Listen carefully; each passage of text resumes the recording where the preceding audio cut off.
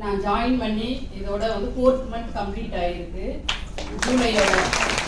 ஆனால் நான் ஜாயின் பண்ணிட்டு நான் ஒரு ஐடி ஃபீல்டில் ஒர்க் பண்ணியிருக்கேன். கிட்டத்தட்ட நான் ஒரு 17 இயராக வந்து ஐடி ஃபீல்டில் ஒர்க் பண்ணிட்டு இருக்கேன்.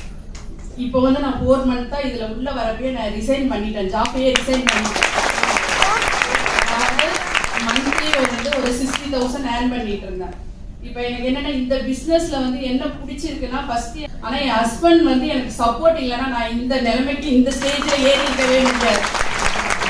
ஆஃபீஸில் வந்து ஃபைல் நல்லா பண்ணா என்ன பண்ணுவாங்கன்னா 2 ஃபைல் எக்ஸ்ட்ரா தருவாங்க, பைசா எக்ஸ்ட்ரா கொடுக்க மாட்டாங்க. ஆனால் இந்த இதில் வந்து நம்மளுக்கு அமௌண்ட்டும் கொடுத்து மாலை மரியாதை ரெகக்னேஷன் இது எல்லாம் கொடுத்தாங்க. ஆனால் நான் இந்த தருணத்தில் ப்ளீஸ் எனக்கு ஹாஸ்பிட்டல்ல ஃபுல்லா எனக்கு சப்போர்ட்டா இருந்தாங்க. ஆப்ரேஷன் தேட்டர்ல அவரை கூட்டிட்டு பரப்பி பசங்களை ஸ்கூலுக்கு அனுப்பிச்சிட்டு நான் இங்கேருந்து 8:20 போறேன். அதுக்குள்ளே என் ஹஸ்பண்ட் ஆப்ரேஷன் தேட்டர் எனக்கு ஃபுல் சப்போர்ட்டாக இருந்தது இவங்க.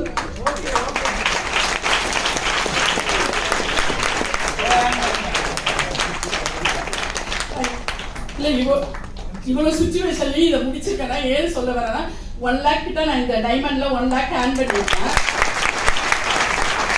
அது இல்லாம இது என்னன்னா இதை ஒரு கஸ்டமர் என்னன்னா எஃபர்ட் போட்டா கண்டிப்பா பலன் இருக்கு.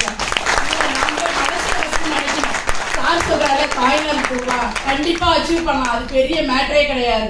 தாய்லாந்து டூர் கண்டிப்பா என் ஹஸ்பண்ட் என்ன சொல்றா, தாய்லாந்து நீ போகாத, அச்சீவ் பண்ணு, ஃபர்ஸ்ட் ஆளா அச்சீவ் பண்ணு, அதுக்கு டிக்கெட் வேற யார்ட்டா நான் கொடுத்துட்றேங்கிறாரு. ஆனா நீ போ